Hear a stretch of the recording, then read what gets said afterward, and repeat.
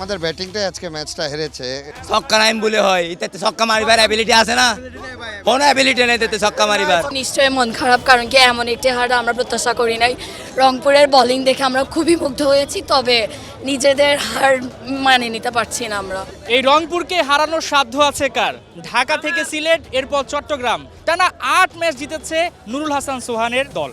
অবশ্য রংপুরের এই যাত্রাটা শুরু হয়েছে গ্লোবাল সুপার লিগ থেকে। কেন রংপুর সবার থেকে আলাদা? কেন তাদের এই যে জয়টা কেউই থামাতে পারছে না? রংপুরের দলে যারা খেলে থাকেন তারা বেশিরভাগই ধানমন্ডি ক্লাবের হয়ে খেলে থাকেন, যার কারণে তাদের মধ্যে একটা টিম বন্ডিং রয়েছে। ফ্র্যাঞ্চাইজির মালিকানা কিন্তু কখনো বদলায়নি। এটাই কিন্তু রংপুরকে আলাদা করেছে। তাদের ক্রিকেটারদের মানসিক শক্তি ভিন্ন রকম, যেটা মাঠে আমরা দেখতে পাই। চট্টগ্রামবাসী তারা আশা করেছিল যে আকাশ থেকে রংপুর রাইডার্সকে তারা নামিয়ে ফেলবে, কিন্তু সেই কাজটা কিন্তু তারা করতে ব্যর্থ হয়েছে।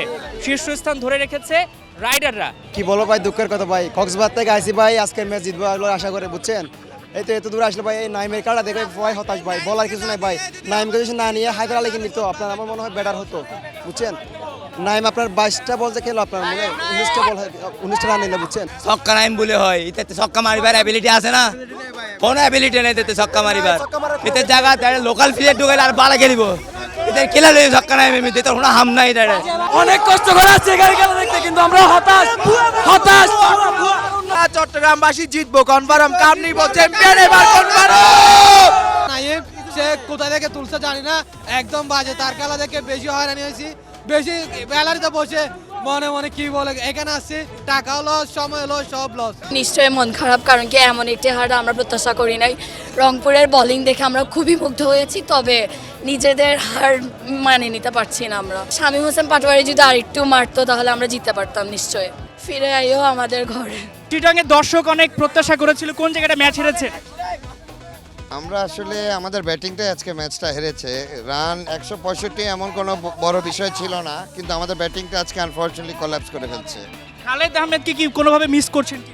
জি, মিস তো অবশ্যই করেছি, এই জন্য আমাদের কিছু চেঞ্জেস আনতে হয়েছে আজকের লাইন আপে। কি মনে হচ্ছে চট্টগ্রামবাসী যে প্রত্যাশা সেটা পূরণ করতে পারবেন? জি ইনশাআল্লাহ, আগামী ম্যাচে কামব্যাক করে ফেলবো ইনশাআল্লাহ। দোয়া করবেন আপনারা। চট্টগ্রামের খালেদ আহমেদের মা মারা গেছে, যার কারণে গোটা টিম শোকাহত। এই কারণে আজকে আমাদের দলটা একটু খারাপ করেছে, কিন্তু ফাইনালে রংপুরকে হারিয়ে চট্টগ্রাম চ্যাম্পিয়ন হয়ে আবার চট্টগ্রামে ফিরে আসবে কাপ নিয়ে ইনশাআল্লাহ। আমার মতো কোনো দল হয়নি ভাই, রংপুরকে হারিয়ে চ্যাম্পিয়ন।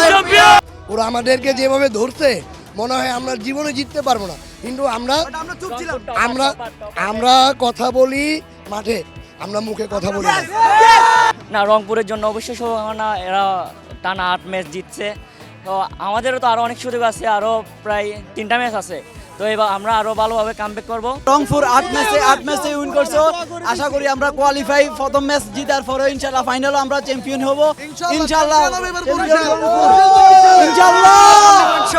চট্টগ্রামে আসার পর রংপুর রাইডার্সকে চিটং কিংস থামাবে, তারা বনে যাবে রাজা। সেই কাজটা কিন্তু চিটং করতে পারেনি।